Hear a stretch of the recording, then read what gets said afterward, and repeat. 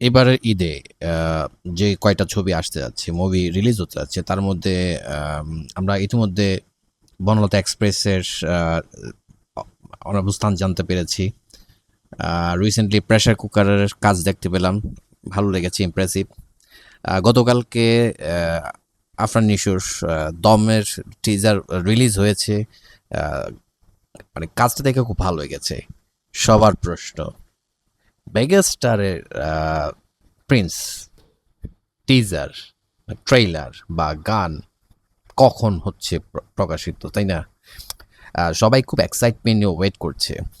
কিন্তু অপেক্ষার প্রহর শেষ হচ্ছে না। সো এখানে যেহেতু মেগাস্টারের কাজ, তো স্বাভাবিকভাবে আ মেগাস্টারের কাজ বা তার আ যেই আপনার প্রমোশনাল যে ম্যাটেরিয়ালস গুলো আসে, সেটা সময় নিয়েই আসে এবং সেটা যখন আসে, চারিদিকে ঝড় বয়ে নিয়ে আসে। হ্যালো সাকিবের বন্ধুরা, কেমন আছেন? সবাইকে স্বাগত জানাচ্ছি আজকের আমার কনটেন্টে। সো আজকে আমি জাস্ট একটু আপনাদের সাথে ডিসকাস করার জন্য সামনে হাজির হলাম। সেটা হলো, গতকালকে আমরা একটা ছবির একটা প্রিন্স মুভির একটা ছোট্ট একটা অংশের একটা ছবি দেখতে পেয়েছি, তাই না?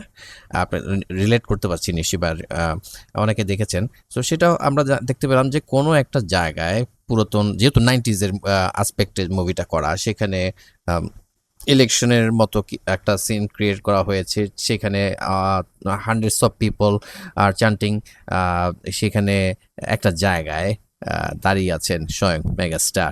দ্যাট মিন্স সেটা এমন এক আবহাওয়া তৈরি করা হয়েছে। আহ, আহ, উনি কোনো একটা ইলেকশনে বা কিছু একটা দাঁড়িয়েছেন বা কিছু একটা ঘটনা ঘটতে আছে। তো সেটা নিয়ে কিন্তু তুল কালাম চলে গেছে। তো দেখেন, ছোট্ট একটা অংশের একটা ছবি, তা হচ্ছে কোনো একভাবে কালেকশন করা, সেটা নিয়ে চারদিকে যে হই হুল্লোড় হয়েছে। আর যখন টিজার ড্রপ হবে তখন কি অবস্থা হবে? সো আমরা প্রত্যাশাই করছি যে এটা খুব শীঘ্র, বলতে এখন কখন হবে সেটা ভাই বলা যাচ্ছে না। আজকে 9 তারিখ, মেবি কালকে মধ্যে আসতেও হতে পারে। প্রত্যাশা করতে তো কোনো দ্বিধাবোধ নেই। সো আমি আর তেমন কিছু না বলি, যখন আসবে তখন আমরা দেখতে পাবো, তখনই আমরা না হয় সেটা নিয়ে আলোচনা করবো, কি বলেন? রোজা রমজানের দিন আলু আর চনা চলতেই থাকবে, কোনো অসুবিধা নেই। আচ্ছা, আমি আরেকটা ইন্টারভিউ দেখছিলাম শরৎ মিউজিক ভেঞ্চারে। সেখানে সিরাজ ভাই একটা ইন্টারভিউতে বলছিলেন তার অভিজ্ঞতার কথা। সো এটা একদম আমি বলতেই পারি ওনাদের কথা মতো যে সব কিছু ছাড়িয়ে আলোচনা তো প্রিন্সই থাকবে, তাই না? সেটা একদম যে গর্ব করে বলার মতো তা কিন্তু সঠিক। এখানে বাইরে কোনো তর্ক বিতর্ক আসতে পারে না। হ্যাঁ, দম তার একজন না নিয়ে কাজ করছে, বনলতা এক্সপ্রেস একরকম, প্রেশার কুকার একরকম। কিন্তু সাকিব খানের মুভি তো হয়ে ভিন্ন আঙ্গিকে আসবে। সেটা অ্যাকশন প্লাস রোমান্টিক জার্নার নিয়ে আসতে যাচ্ছে, এবং সেটা হচ্ছে 90s-এর একটা কোনো ঘটনাকে অবলম্বন করে। ওয়ান্স আপন টাইম ঢাকার কোনো এক সময় 90 দশকে কি ঘটছিল সেটাকে মানে উল্লেখ করেই তো এই কাজটা করা হচ্ছে। এবং সেখানে তিনি যেটা বললেন যে অ্যাকচুয়ালি এই টিমে মানে মেগাস্টারের সাথে সবাই কিন্তু অনেক জনেরই কিন্তু প্রথম কাজ হচ্ছে।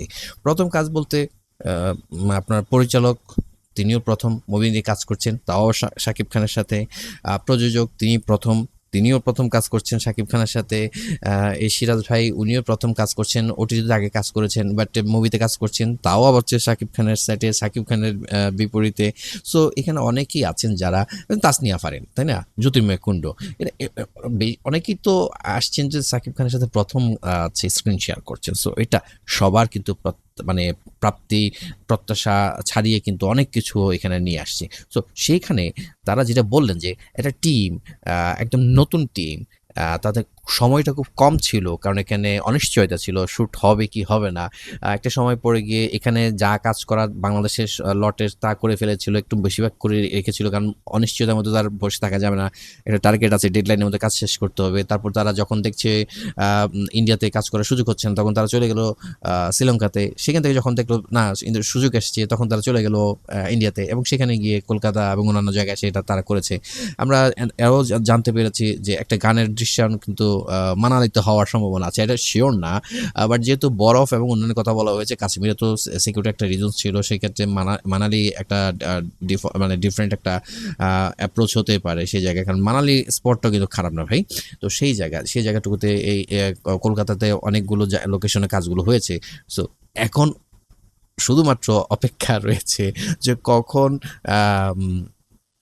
আপনার টিজারটা ড্রপ করা হবে, কখন একটা দুটো গান আসবে, কারণ যেখানে পরিচালক নিজেই বলেছেন না, উনি চাইছেন একটা দুটো গান আসুক। সো আমরাও প্রত্যাশা করি ভাই, মানে ভক্ত হিসেবে তো আমরা একটা প্রত্যাশা করতেই পারি, কারণ ওই যে বললাম যে একটা কথা, যে সব কিছু ছাড়িয়ে প্রিন্স সিনেমাটাই মানে আলোচনা আছে এবং থাকবে, এটাকে তো কেউ বিট করতে পারবে না। এখন দেখার বিষয় হলো এটা যখন আসবে তখন কি রকম ধামাকা বা ব্লাস্ট হতে যাচ্ছে, আপনারা কিভাবে রিয়েক্ট দিচ্ছেন সেটার উপর নির্ভর করছে, তাই না?